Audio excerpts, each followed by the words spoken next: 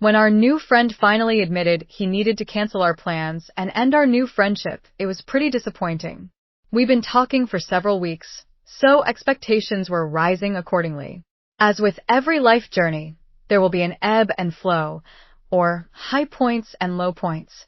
I couldn't stop my excitement from fading when there was no follow-through with our friend. In fact, my husband said I seemed depressed and lost my sparkle. I think I was processing what happened. This whole experience was still new to me, but I can't swear it didn't appear as depression to him. Because he wanted to get the sparkle back, my husband went back to the website to look for more potential options.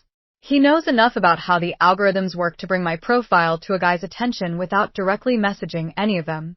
He searched for guys in a certain radius and then looked for matches. If he thought I might be interested, he just looked at the profile. That was all. If the guy was interested, he would usually message me in the next day or two. My husband had gotten better at identifying what we needed. In addition to knowing my type, we needed someone who really understood cuckolding. When the new guy messaged me, he was exactly what we wanted. While the previous guy had sounded willing, he had asked about seeing me alone several times. The new guy said he had done it with another couple previously. He immediately understood it was about the power dynamic involved between us, and my husband could be just as important to the sex we would have as the two of us would be. He asked me thoughtful questions to understand more about me, more about my husband, and more about our own dynamic between the two of us. New guy recognized that while the physical sex with a third party was an important aspect of what we were seeking in a new partner, the mental aspect of our dynamic was just as important, if not more so. Instead of immediately hitting me with dirty talk, he went the psychological route and tried to figure me out a bit. Not only did I appreciate it, but it gave him more insight than I anticipated. He asked about our FLR and how we got to where we are. He was able to figure out that while I played the dominant role in our own bedroom, I still enjoyed being dominated. Conveniently, new guy decided I should call him Master. My husband and I discussed the scenario and agreed that while my husband is my slave, then my slave will by default also belong to my master. So, when the three of us are finally in the same room, my master could be serviced by both my husband and myself. When I explained this to my new master, he was very pleased to find the three of us were on the same page. Because he lived in another state, our schedules were not easy to line up. At the time, I appreciated the distance because it would give me time to get to know this new person before meeting him. It quickly became obvious that I was keeping my new master happy. I would receive a message in the morning that always ended with something along the lines of, "Don't keep me waiting."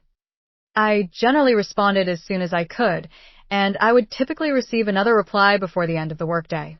My master would ask if my cuck had been behaving recently, or if I needed to punish him. I asked my master what he would like to do to me when we were finally able to meet. I think it was within the first week that he told me he appreciated my vocabulary. It's not something I consciously think about when I'm considering a new partner, but having just stated how much of our dynamic involves the psychological and mental aspect of the relationship in addition to the number of messages we construct to build these relationships, I think it's fair to say that a vocabulary beyond your basic locker room level dirty talk is definitely going to be an advantage. We were absolutely role-playing through our messages, and there was enough variation to keep it from getting old. There were absolutely moments when he sent me a short, quick response to a photo that let me know exactly how he felt. But I had a tendency to compose messages that were, quote, worthy of his time. He would typically respond in kind. My husband was part of every single message. If I received a message from my master, I took a screenshot and sent it to my husband. Before I sent my response to my master, I sent it to my husband first.